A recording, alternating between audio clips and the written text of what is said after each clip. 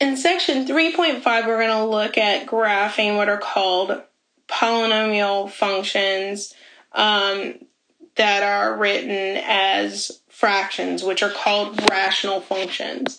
And basically, rational functions are a fancy way of saying that you've got a fractional function where you have a polynomial on top and a polynomial on the bottom. So these are going to be fractional functions. So we're going to be looking at fractional functions. So we're going to be looking at fractions. So the key is, whenever you hear the word rational, is to kind of think fractions.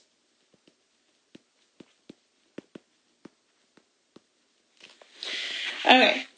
The problem with starting to throw variables in the denominators that you can run into issues. For instance, if I have something like x plus 1 over x minus 2, there's a problem with having x's in the denominator. So when you've got a variable in the denominator, the issue is you can't plug in anything that's going to make your denominator equal to 0.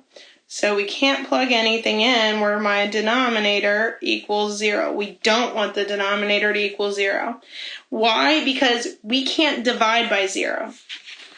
So the question is, what happens when you have a value that makes the denominator 0? In this case, what makes the denominator 0 is x equals 2. So x can be any number, but it can't be 2 because it would make our denominator 0. Well, there's a couple things that can happen.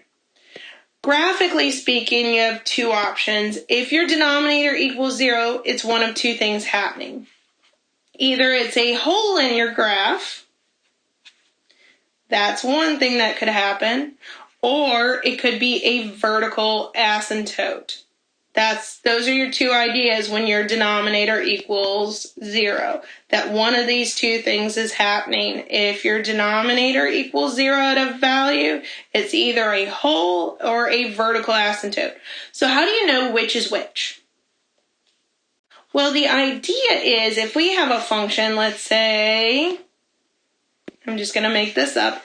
Let's say x plus 1 times x plus, actually let's do x plus 1 on top over x plus 1 times x minus 2. This is a perfect example because it has a hole and a vertical asymptote. There's two different things that make the denominator 0. Well, there's this piece, the x plus 1, where if x equals negative 1, it will make our denominator 0. And there's this second piece, x minus 2, that can equal 0, or will make our denominator 0 if x equals positive 2.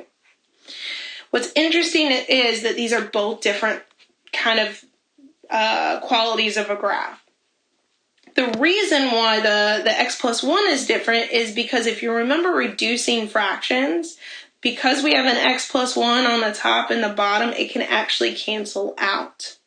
Anything that can cancel or reduce out is what's called a hole in your graph. So we have a hole in our graph here at x equals negative 1 because it can actually be canceled out or reduced. And when you cancel out or reduce it, it's almost like you're plugging in that hole. However, you can't do that with the x minus 2. You cannot cancel that out with anything. So that's why it's not a hole. This is our case where we actually have something that's not going to be able to be pluggable because it's a vertical asymptote. So something that can be reduced out or canceled out is a hole. Something that can't be, that makes your denominator 0, is what's considered a vertical asymptote. So what does this mean that we have to be able to do? We have to be able to factor and see what actually would cancel and what wouldn't. So as a reminder, what we have, vertical asymptotes are vertical lines that head up and down. They usually look like an equation like this, where x equals some number. Your function gets closer and closer and closer, but never actually touches it.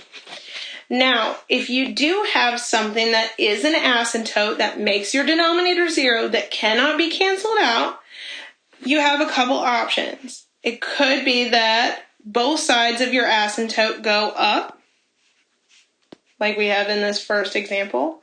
Could be that both sides of your asymptote go down, or one goes up and one goes down.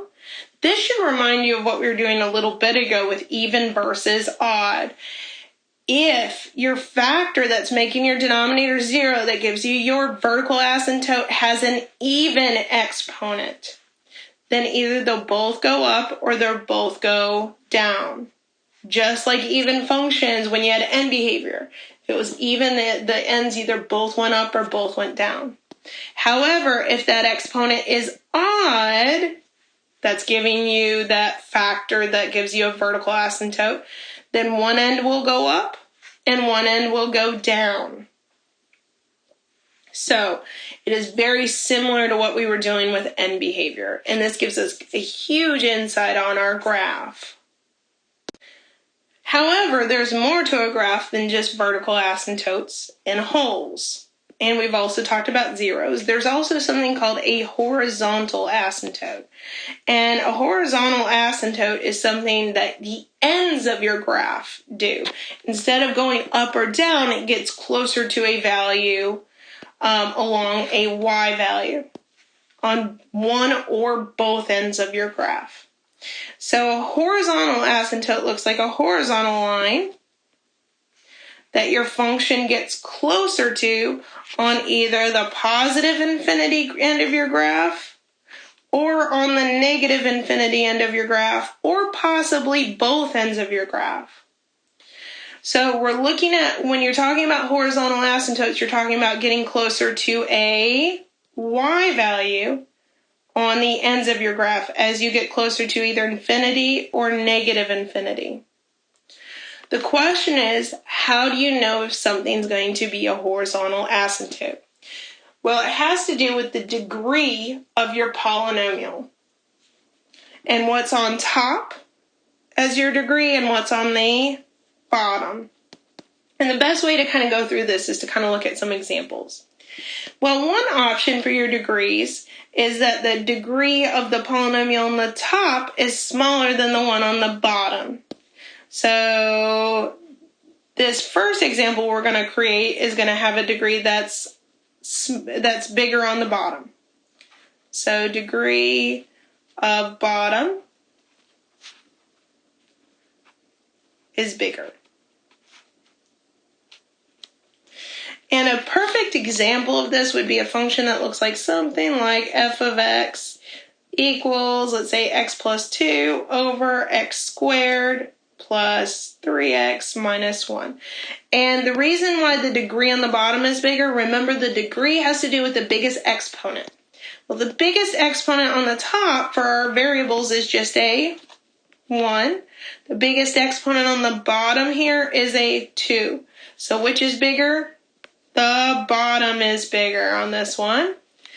And the idea with this is when you're talking about horizontal asymptotes, you're asking what happens when I plug in really big values, meaning you're getting closer to infinity, either really big positive values or really big negative values, because you're talking about things that are towards positive infinity or negative infinity. Well, the idea is if the bottom is bigger, as you plug in bigger and bigger values, the bottom will get bigger faster. Meaning you're dividing by a bigger and a bigger and a bigger number. What happens when you divide by a bigger and bigger and bigger and bigger number? It means your actual value gets smaller and smaller and smaller and smaller, which means it's going to get closer and closer to 0. So the idea is if your bottom is bigger, your horizontal asymptote, and I'm going to shorten this to HA, is always going to be y equals 0. Because your bottom will get bigger, means you're dividing by a bigger number, actually means your real number actually gets smaller. Now, the question is, what if the reverse happens? The next rule says, well, what if the degree of your, not your bottom, your top is bigger? So what happens if the degree of the top is bigger? So a good example would be the same example we just looked at, just flipped upside down. A good example of this would be if I were to take the function we just had, f of x, and flip it upside down, equals x squared plus 3x minus 1 over x plus 2. What this would mean is that because your top has the bigger degree, its highest exponent is 2, the bottom's highest exponent is 1, so its degree is 1. The degree of the top is bigger. So you're asking what happens if you plug in really big values, meaning you're getting close to either positive infinity or negative infinity. It means you're just going to continue to get bigger and bigger and bigger and bigger values on the top of your fraction, which means your numbers are just going to be really big. Horizontal asymptotes are asking, what are you getting closer to? Well, if you're just getting really big, you're not actually getting close to anything, which means if your top is bigger, it means your horizontal asymptote, if your top is bigger, there's not going to be one. It'll be none always. What's actually going to happen is instead of having a horizontal asymptote, we'll have something called an oblique asymptote, and we will deal with that later.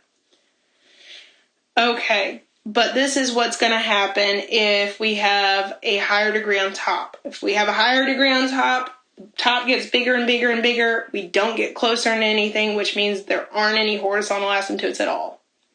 End of statement there. Now, continuing along, what if we run into a weird situation where the bottom's not bigger, the top's not bigger because they have the same degree? Then what do we do then? Well, this next rule says if the top and the bottom have the same degree, then we just take the coefficients of the leading term, and that's going to be our horizontal asymptote. So that's a little fancy, but what does that mean as an example? What that means is, let's come up with an example of a function. Something like, let's say, f of x equals, let's say, 2x squared plus 3x minus 1 over 4x squared minus 10. I'm just making this example up so that we can illustrate this. This is an example where the top isn't bigger, the bottom isn't bigger, the degree is the same. The top has a degree of 2 because its highest exponent is 2, and the bottom also has a degree of 2. So what this little rule or theorem says is if you have the same degree on the top and the bottom, it means they're going to grow at about the same rate. The only difference they have is their coefficients out in front, and that's what's going to determine what your horizontal asymptote is. So what that tells me is that my horizontal asymptote will be the ratio, the 2 on top and the 4 on the bottom. So that's going to be our horizontal asymptote is 2 over 4. Now, it is just an ordinary number, so it does need to be reduced like an ordinary fraction, which means that our horizontal asymptote would actually be not at y equals 2 over 4, but we would reduce it. It reduces to 1/2, so our horizontal asymptote would be at y equals 1/2.